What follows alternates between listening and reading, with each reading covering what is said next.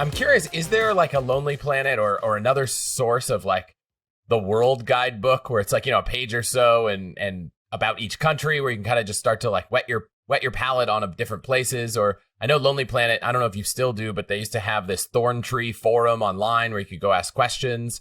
Anything in that realm of kind of broader inspiration? Obviously, if you knew Slovenia, you could go get a guidebook about Slovenia and get the inspiration. But if you didn't know Slovenia, do you start with a continent or any ideas there? Yeah, I mean, there is actually a Lonely Planet World book. I actually don't know the last time we put it out, but I've seen it before. It's this huge, thick doorstopper of a volume that's just like an overview of the world. I wouldn't necessarily recommend that. It's a big read to start going through.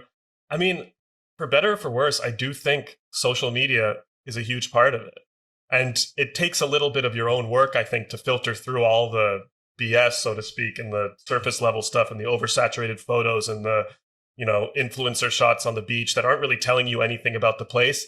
But once you get past that, you can find some really incredible information on social media, just regular people out and about who put a Slovenia hashtag on something, or maybe not. Maybe they put a bike touring hashtag and you're looking at the bike touring hashtag because you're interested in doing something with bikes. And you're like, where is this? Like, where's this person like drinking a glass of wine, looking at this beautiful valley with a bike in the background? Oh, it's Slovenia, huh? Really? So I think like searching kind of subject areas in social media is sort of the digital equivalent of hanging out at a bar with the entire world and asking for recommendations, and it means you got to comb through some garbage to get to the good stuff, but it's in there, and it's the most like the really genuine, from the heart, personal stuff that when you get to those recommendations, I think they mean a lot. I do it even as a journalist. If I'm like interested in seeing where people are bike touring or where people are backpacking or hiking, like I'll search those hashtags. I'll follow those accounts on TikTok and Instagram or whatever, and just see where people are hanging out and what people are talking about.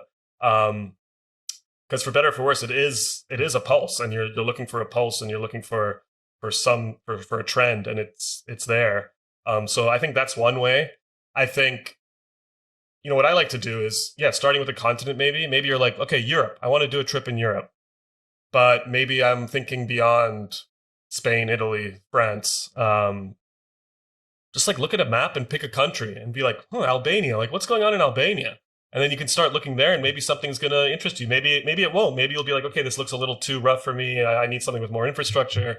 And then you look west and you're like, okay, maybe one of these, maybe Croatia, maybe Slovenia, maybe Czech Republic, and just like looking at a physical map and like dreaming about it a little bit. And because I know we'll probably get to this later, but I am of the firm belief that everywhere, literally everywhere, has something to offer if you open yourself up to it.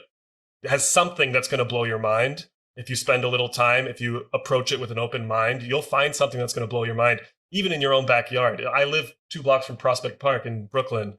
If I go into to Prospect Park today with the mindset that like I'm looking to be educated, I'm looking to learn, I'm looking to have my mind expanded, I'm going to have some interaction, whether it's, staring at a cardinal for 20 minutes or watching a couple hanging out on the lawn, or playing with a random dog. That's going to like make me feel good and make me feel fulfilled. And I really firmly believe that it really starts with mindset, which loops all back to that idea of like, why are you traveling?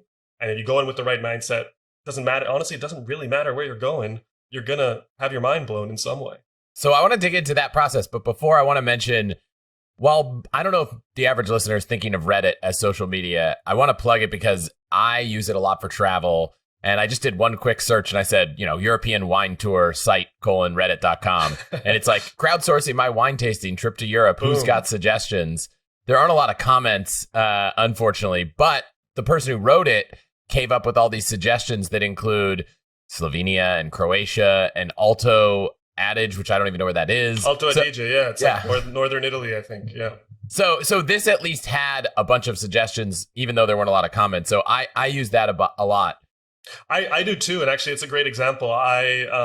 During the pandemic, I feel like you're going to end this podcast being like, this guy's obsessed with bikes. Like, shut up about bikes. But I like went down serious rabbit hole with cycling and bike, especially bike travel. Like, I'm not really interested in the head to toe Lycra racing stuff. Like, I'm I love traveling by bike because I think it like slows you down. You really get to notice a lot. It's just a great way to like get the feel of a place. But I really went down a rabbit hole during the pandemic because I was stuck at home like everyone else. I live in New York City. I don't own a car. So I was like looking at ways to tap into this idea of adventure and travel while still being close to home and doing it with the tools that I had, which was a bicycle. And Reddit was like a gold mine for that kind of stuff. Just as an example, I remember finding someone talking about the route verte. I'm butchering that French, but it means the green route. And it's like a network of trails and routes in Quebec, in Canada. Never would have thought of it. Like my knowledge and desire and understanding of Quebec starts and ends with Montreal, like it has for a long time.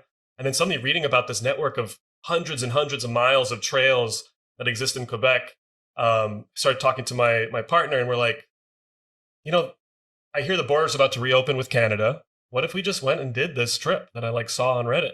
And we're like, okay, well, we don't have a car, but what if we took the train with our bikes as far north as it goes, and then got on our bikes from there and rode across the border into Canada and did the trip that way, which is exactly what we ended up doing. We took the train to St. Albans, Vermont, literally spent the night in Vermont, left that morning, rode to Canada, and then spent a week riding around Quebec, and then rode back to Vermont and took the train home, all without ever getting in the car. I wrote about it on Lonely Planet's website, actually.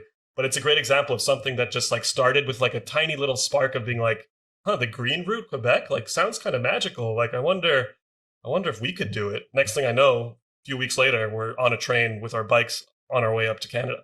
So that just goes to show, I think, like how the germ of something, if you have the right curiosity and the right mindset, can turn into like a really great adventure.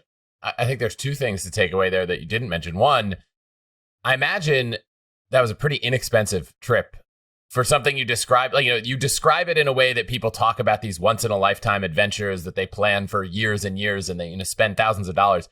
That doesn't sound like something that took a lot of advance notice or a lot of money to make happen.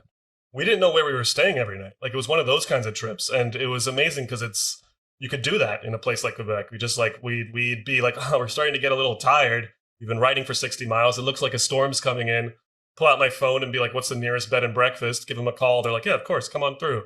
Next thing you know, we're staying there. So, and I think that's a great point that you make, that like, that these kind of big, this is actually the point that I make in my story too, where like, you think of like the capital B, capital T, big trip as something that you spend years thinking about, planning every moment. You're going to go on a safari, you're going to go climb to Everest Base Camp, you're going to do these huge things, which is great. And those have a place, and those kind of big goals are important.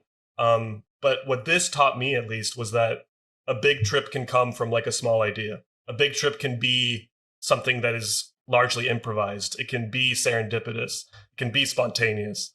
Again, I really do think it comes down to mindset. I think we could have gone into that panicking about not having a place to stay, tired, we got rained on, we had flat tires, all this stuff. But because we had the attitude where we're like, this is an adventure. Like, what? This is like, we've been cooped up at home for a year and a half because of the pandemic, and now we're out here doing this amazing thing. Like, how lucky are we? And because we came in with that attitude, it just turned into like a really fulfilling, if exhausting, adventure. It was kind of in your backyard per se, right? It wasn't for sure directly there, but you took a train. You didn't have to cross an ocean. You didn't have to spend thousands on plane tickets. So, yeah, I think a lot of times everyone plans vacations. They're like, gosh, where can I go? That's, halfway around the world. And it's cool to hear that, if you just think about it, you might find something, not too far away.